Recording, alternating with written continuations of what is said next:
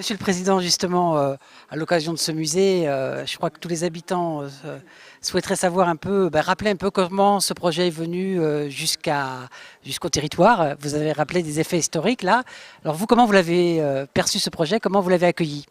Écoutez, je l'ai d'abord sollicité avec votre maire, Jean-François Caron. Nous avons été quelques élus régionaux à le demander, à l'espérer et à le réaliser. D'ailleurs, vous avez vu, il y a Entrée Los Angeles. Nous avons tenu compte d'un beau slogan de mai 68, soyez réalistes, demandez l'impossible. Et nous avons donc demandé le Louvre-Lens. Et nous l'avons obtenu. C'est une belle histoire de volonté politique. Mais pour l'obtenir, nous avons rencontré des gens exceptionnels. Nous avons rencontré Henri Loiret, le président du Louvre, qui nous dit oui. Nous avons rencontré Jean-Jacques Ayagon, le ministre fondateur du projet, qui nous a dit oui. Et nous avons rencontré Jacques Chirac, le président UMP, qui nous a dit oui. Alors que Lens est plutôt rose, le bassin minier est plutôt rouge, et Los Angeles est plutôt vert. Donc par conséquent, nous avons rencontré des gens à la hauteur du défi. Alors aujourd'hui, donc, c'est un projet muséal, un projet, etc. Comment aujourd'hui, c'est pas forcément un projet populaire.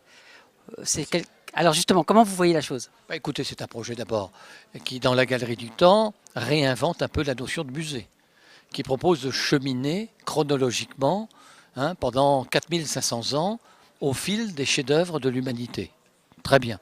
Et puis c'est un projet aussi, dans la Galerie du Temps, qui s'accompagne de la gratuité, qui dit à tous les habitants du bassin minier, de la région, venez, c'est gratuit. Le Louvre et ses chefs-d'œuvre vous appartiennent. Donc c'est un projet très fort, c'est un projet de reconnaissance de la part de l'État, c'est un projet de volonté de la part des élus, et c'est un projet d'espoir pour le développement économique. Car nous ne serons plus tout à fait les mêmes, nous serons plus forts, plus intelligents, plus ambitieux, après l'ouverture du Louvre-Lens qu'avant. Justement, ces impacts aujourd'hui, parce que c'est vrai qu'un très beau musée, très bien muséographié aujourd'hui, qu'est-ce que vous en attendez? Mais nous en attendons tout simplement. Nous attendons tout simplement que le programme génétique de l'arrondissement de Lens, voire du Pas-de-Calais et de la région, soit modifié. C'est une greffe, vous savez.